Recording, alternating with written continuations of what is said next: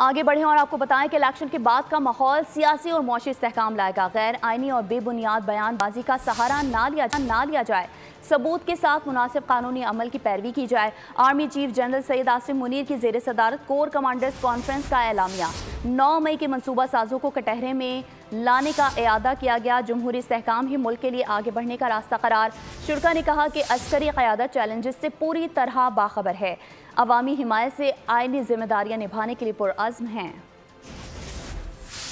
Election میں صرف محفوظ ماحول فراہم کیا۔ مسلح افواج کا سیکیورٹی کے علاوہ انتخابی عمل سے کوئی تعلق نہیں تھا۔ کچھ عناصر سوشل میڈیا پر مداخلت کے غیر مصدقہ الزامات لگا رہے ہیں جو انتہائی قابل مذمت ہیں۔ Army chief general Syed Asim Munir کی زیر صدارت کور کمانڈر کانفرنس میں شرکا نے قوم کو بتا دیا۔ شرکا کا کہنا تھا مفاد پرست عناصر کی پوری توجہ اپنی ناکامیوں کو پس پشت ڈالنے اور پوری توجہ سیاسی عدم استحکام اور غیر یقینی صورتحال پیدا کرنے پر مرکوز ہے۔ بے بنیاد سیاسی بیان بازی کا سہارا لینے کے بجائے ثبوت کے ساتھ قانونی عمل کی پیروی کی جائے۔ فورم نے مرکز اور صوبوں میں اقتدار کی جمہوری انداز میں منتقلی پر اطمینان کا اظہار کیا۔ شرکا نے اس عزم کا اظہار کیا کہ انتخابات کے بعد کا ماحول سیاسی اور معاشی استحکام لائے گا جس سے امن و خوشحالی آئے گی۔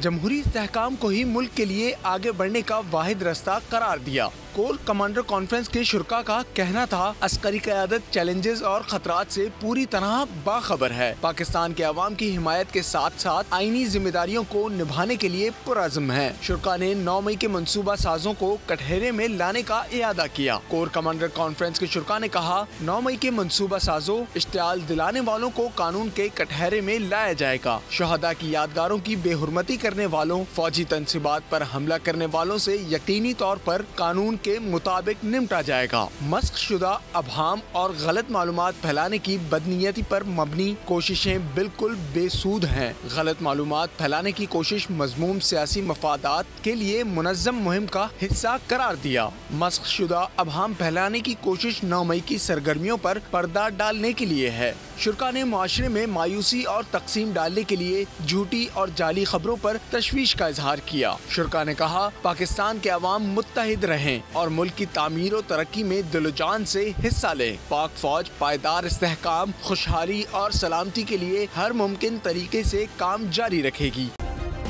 سبسکرائب کریں اور بیل دبائیں تاکہ کوئی خبر رہ نہ جائے۔